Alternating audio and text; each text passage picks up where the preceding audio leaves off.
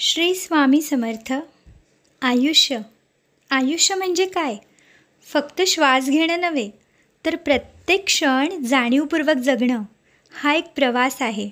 कधी संत वाहणाऱ्या नदीसारखा, तर कधी खळाळत्या लाटांसारखा. काहींना लहान सहान गोष्टीत आनंद गवसतो, तर काहींना मोठ्या यशातही समाधान लाभत नाही. पण खरं तर आयुष्याचा अर्थ शोधण्यात नसतोच, तो असतो जगण्यात. कधी हसत, कधी रडत, कधी हरवत, कधी जिंकत. आपण सतत काही ना काहीतरी शिकत असतो आपल्या आयुष्यातून.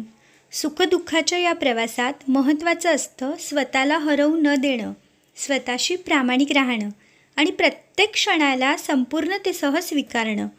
कारण शेवटी आयुष्य हे एका ठिकाणी पोहोचण्याबद्दल नाहीच आहे, तर त्या वाटचालीत स्वतःला शोधण्याबद्दल आहे. कसं आहे? खरं आहे ना?